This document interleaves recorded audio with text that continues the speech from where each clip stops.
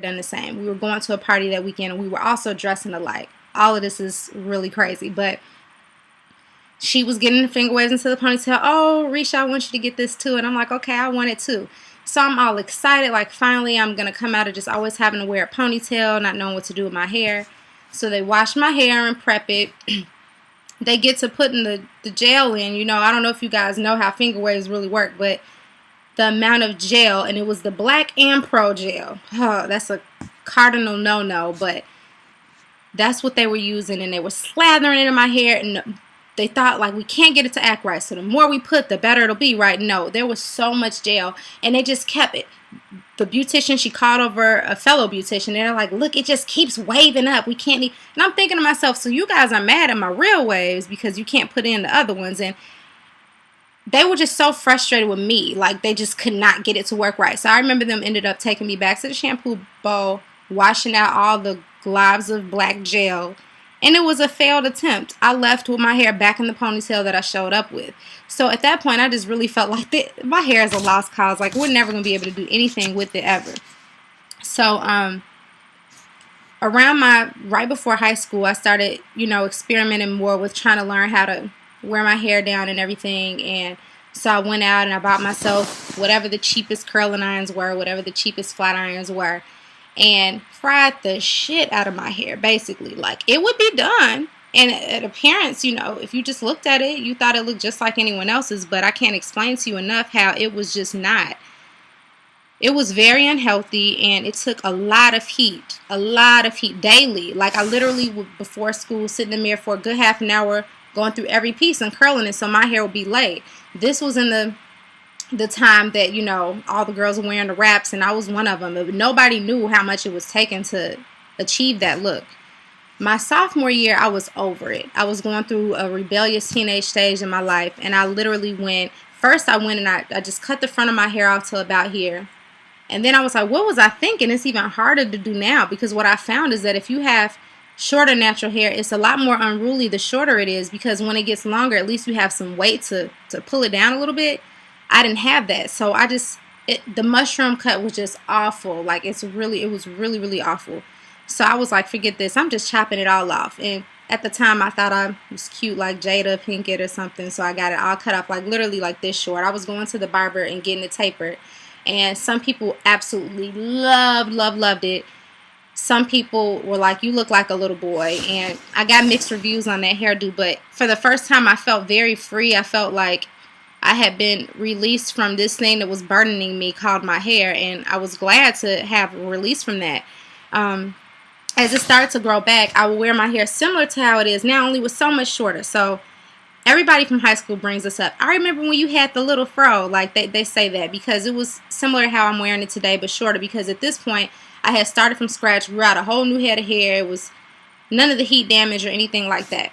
So I started to realize, I'm like, I don't remember my hair, you know, I thought it was a lot worse than what it was, but I realized now it was just the ongoing damage. And I started to kind of like what I was seeing as it was growing back in.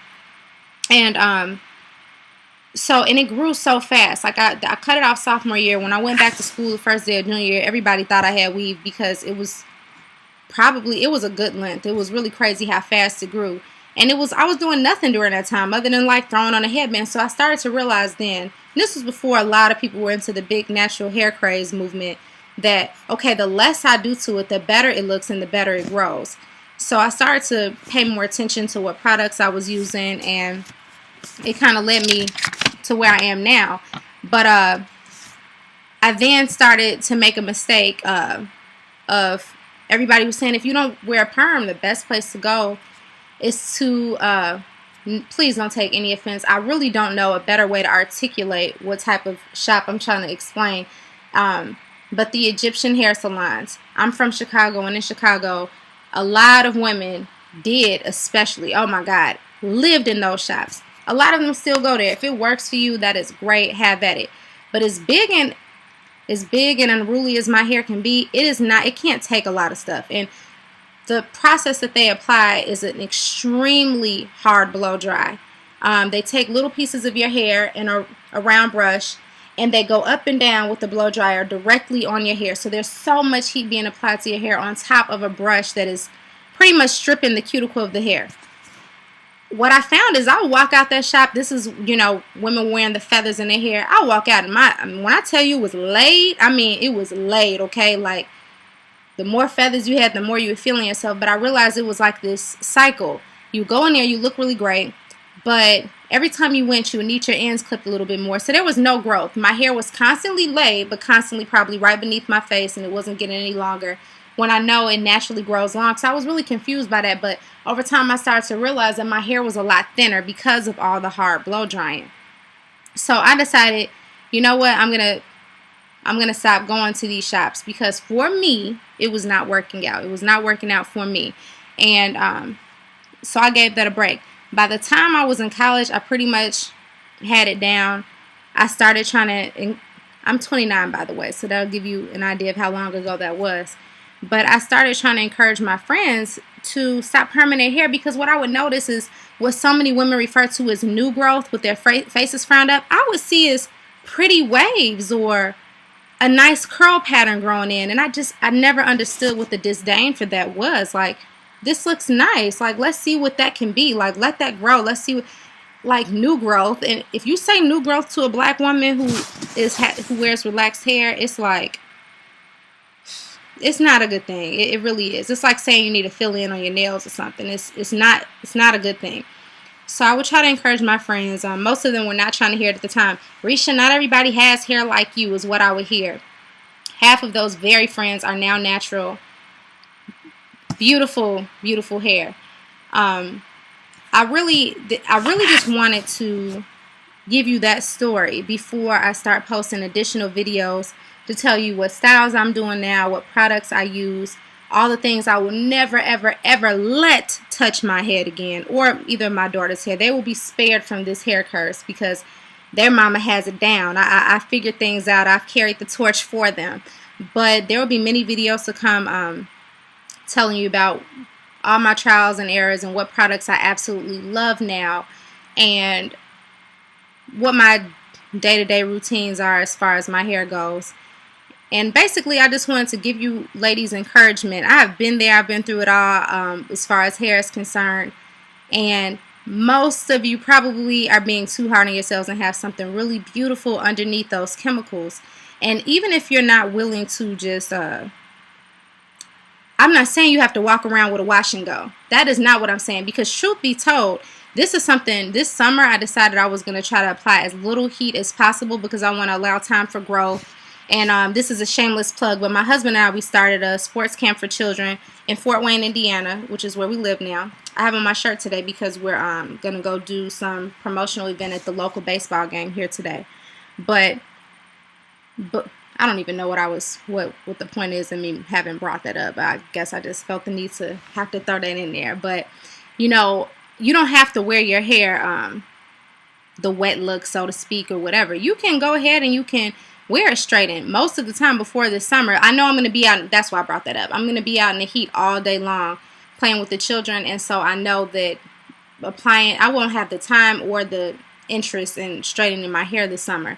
But generally, 80% of the time I wear my hair straight, and I'll be showing you pictures of those things as well. But the way in which you do that has to be handled differently. Two of my closest friends just told me this past week that their hair doesn't curl the way it used to, and I haven't gotten a chance to explain that to them. I'm sure they'll see this video, but I have my theories on why that's the case. And I think that for one of my friends in particular, I know it's because of how often she gets it straightened, or that she straightens it, or whatever the case may be. But I'm not trying to say that every woman has to walk around with an afro, or every woman has to walk around with a twist out, but there are ways you can manage your hair that don't have to be as extreme as using a relaxant. But if you like it, have at it. I love it. I'm not dissing you. Wear your weaves, wear your perms, whatever makes you feel good, for real. Because I have some friends who rock a weave that they can put what styles I can wear to shame. So it is what it is. But I want all of the scrutiny of women who choose my route right now to stop. Let us do what we're doing right now. We got this, and it is a freeing experience, and I've yet to find a woman who has gone natural and taken the time of the process and been patient with it, and who has not loved the results, no matter what their hair texture is, no matter how kinky your hair may be or how easily it tangles. So don't knock it until you try it, is what I will say, because I have tried all the other things that the other ladies have tried, and they just did not work out for me. So I will do my best to post a video here and there. I hope once a week. Again, our camp starts on Monday, and we're going to be spread very thin, which is a blessing. It's a blessing to be in a position that we are in right now, and I'm grateful for it. But I'm going to do my best to make 20 minutes in my week to post an update of some sort or something interesting I came across, because I do have some really cool tips to share with you guys. But I had to tell you all of this first. Hopefully the future videos won't be so long, but I had to, prep you guys for what's to come. So I hope everybody's having a wonderful weekend. I pray that my family and I will as well. And you guys take care of yourselves, and thanks for watching. Bye.